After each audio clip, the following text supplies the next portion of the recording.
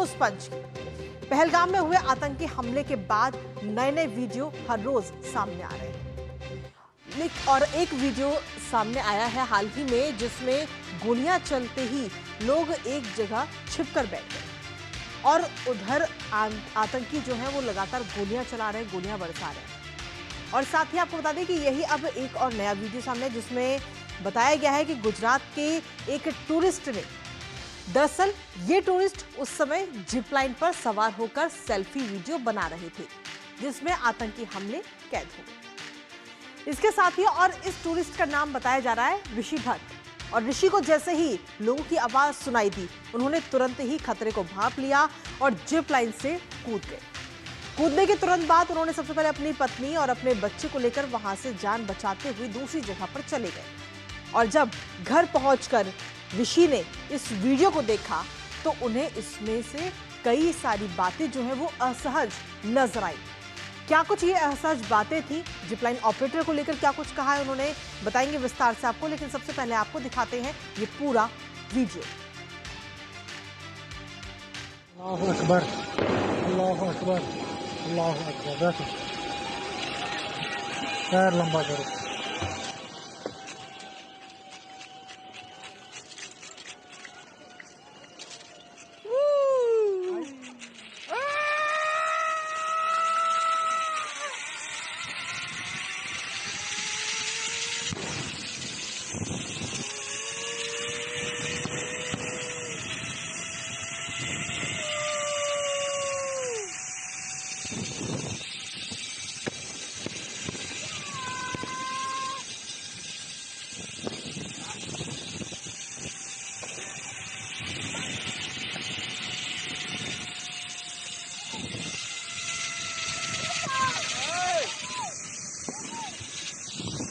अल्लाहु अकबर, अल्लाहु अकबर, अल्लाहु अकबर।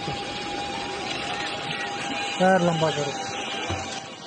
तो ये वीडियो इस वक्त हम आपको दिखा रहे हैं किस तरीके से जिप लाइन का जो ऑपरेटर है वो इससे पहले हालांकि कई सारे लोगों को जो टूरिस्ट हैं वहां पर उनको भी जिप लाइन पर भेज चुका है, लेकिन जब ऋषि भट्ट जिप लाइन पर सवार होने वाले थे तो उससे पहले धार्मिक नारे लगाता हुआ ये ऑपरेटर नजर आया है। और इसके साथ ही अगर हम देखें तो इस वीडियो में आप देख सकते हैं कि किस तरीके से एक ग्रुप को आतंकियों ने घेर रखा है और जो भी व्यक्ति वहां से भागने की कोशिश कर रहे हैं उसको तुरंत गोली मार दी जाती है। और ये लाल घेरे करके हम आपको एक एक जो पॉइंट्स है वो भी इस वक्त दिखाने की पूरी कोशिश कर रहे हैं कि किस तरीके से जब वहां पर गोलियां बरस रही थी तो लोग इधर से उधर भागते हुए नजर आए, अपनी जान बचाते हुए नजर आए। लेकिन उससे पहले ही आतंकियों ने, अगर हम देखें तो एक ग्रुप को पूरा इकट्ठा कर रखा था और उन पर गोलियां चला रहे थे। और ये वीडियो सामने आने के बाद में, जिस तरीके से ये पूरा वीडियो सामने आया है, उस वीडियो के बाद में अब हम सीधे तौर पर देखें तो एनआईए अब पूछताछ करेगी। कैसे होगी एनआईए से पूछताछ, किस तरीके से करेगी, वो बताएंगे विस्तार से आपको। तो जिपलाइन ऑपरेटर से अब एनआईए जो है वो आगे आने वाले समय पूछताछ करती हुई नजर आएगी। हालांकि बताया जा रहा है कि आज ये पूछताछ की जा सकती है। टूरिस्ट ऋषि के बयानों के आधार पर ये पूछताछ होगी। धार्मिक नारे ऑपरेटर लगा रहा था और बताया जा रहा था कि ये व्यक्ति जब अल्लाहू अकबर, इससे पहले भी इसने और लोगों को जिपलाइन पर भेजा लेकिन तब ये नारा नहीं लगाया गया। जब ऋषि इस पर सवार हुए तभी ये नारे लगाए गए और नारे लगाते के साथ ही गोलीबारी वहां पर चालू हो जाती है।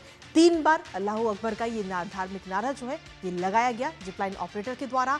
और उसके बाद में फिर टूरिस्ट को, ऋषि को उस जिप लाइन पर बैठा करके भेजा है। और नारा लगाते समय इधर उधर ये ऑपरेटर जो है वो देखता हुआ नजर आ रहा था। जब ये नारे लगा रहा था तो इधर उधर इसकी नजर थी कि कहां पर कौन व्यक्ति है, इस तरीके की चीजें। और जब ये वीडियो सामने आया है तो वीडियो सामने आने के बाद में अब एनआईए जो है वो पूछताछ करेगी। हालांकि इससे पहले भी एक बार पूछताछ हो चुकी है जिप लाइन ऑपरेटर से, लेकिन वीडियो सामने आने के बाद में, धार्मिक नारे देखने के बाद अब एक बार फिर से एनआईए पूछताछ करेगी। इसके साथ ही इस पूरे मामले को लेकर सैलानी ऋषि भट्ट ने क्या कुछ कहा है वो आपको सुनाते हैं, फिर करेंगे चर्चा इस पर।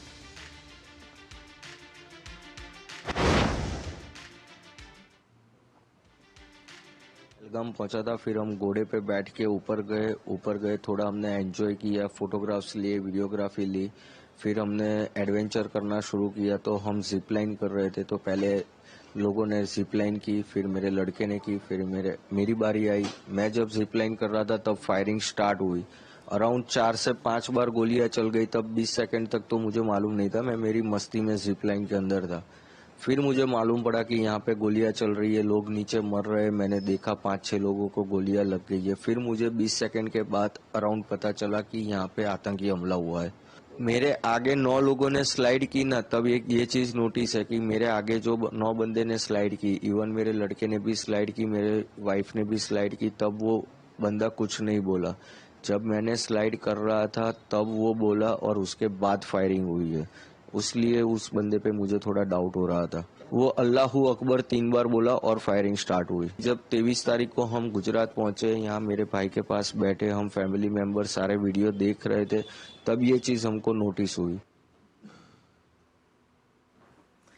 तो जिपलाइन ऑपरेटर पर किस तरीके से ये शक हुआ है वो उन्होंने बताया, और सीधे तौर पर उन्होंने पूरी आंखों देखी बताई कि जब वो जिपलाइन पर सवार थे उस दौरान ये गोलियां चलने की आवाज़ आई। हालांकि इस वीडियो में भी हमने देखा कि किस तरीके से लोग इधर से उधर भागते हुए अपनी जान बचाते हुए नजर आए। हमारे साथ हमारे सहयोगी नीरज सिंह इस वक्त जुड़ रहे हैं, सीधा उन्हीं का रुख करेंगे और ताज़ा अपडेट उनसे लेते हैं। नीरज, सीधे तौर पर हम देखें तो अब ये जांच का दायरा और आगे बढ़ाया जा रहा है। इसके साथ ही इस वीडियो के सामने आने के बाद में जिपलाइन ऑपरेटर जिसने धार्मिक नारे लगाए, अब उसको भी हिरासत में लेने के बाद में उससे भी पूछताछ एनआईए करती हुई नजर आएगी। नीरज, देखिए, बिल्कुल उसका पूछताछ होगी, क्योंकि जिस तरीके से उसने धार्मिक नारे लगाए हैं, और आप देखें कि जिस समय धार्मिक नारे लगाए जा रहे थे उसी समय एग्जैक्ट जो गोलीबारी की जो शुरुआत है वो होती है। और आप देखें कि किस तरीके से एक के बाद एक जो लोग हैं उनको गोली लगती है और वो जमीन पर गिर जाते हैं।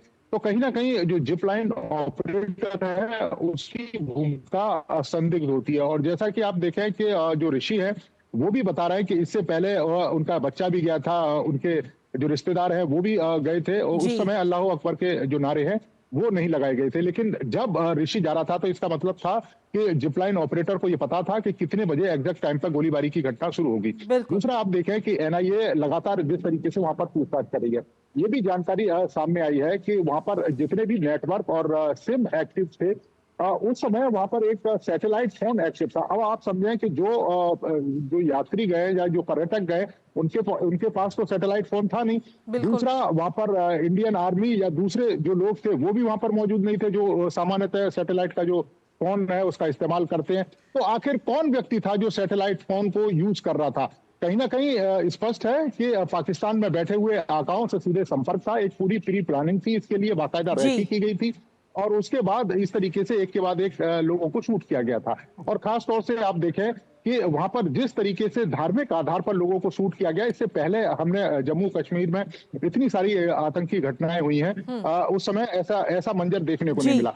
दूसरी, आप देखें कि एनआईए जिस तरीके से जांच कर रही है, वहां पर एक फोटोग्राफर है, फोटोग्राफर से भी एनआईए जो उसके बयान है वो दर्ज कर रही है, क्योंकि एनआईए को ये जानकारी मिली थी, उस फोटोग्राफर ने पूरी घटना की जो वीडियो रिकॉर्डिंग है वो बनाई थी। वो फोटोग्राफर जब फायरिंग हुई थी तो पेड़ पे चढ़ गया था, और पेड़ पे चढ़ने के बाद उसने उस पूरी घटना की वीडियो रिकॉर्डिंग बनाई। ठीक है। तो उससे भी एनआईए लगातार पूछताछ कर रही है। तो उम्मीद की जा रही है कि जल्दी पर्दाफाश होगा कि आखिर इसके पीछे कौन कौन लोग शामिल थे, और पाकिस्तान में बैठे हुए जो आतंकवादी संगठन है या आईएसआई है वो किस तरीके से इनको सपोर्ट कर रही थी। बिल्कुल, चलिए फिलहाल बहुत बहुत शुक्रिया नीरज तमाम जानकारी हमारे साथ साझा करने के लिए। तो सीधे तौर पर देखें तो इस हमले के बाद से पाकिस्तान और उसकी आतंकवाद को सपोर्ट करने की नीतियां एक बार फिर से सवालों के घेरे में आ चुकी हैं।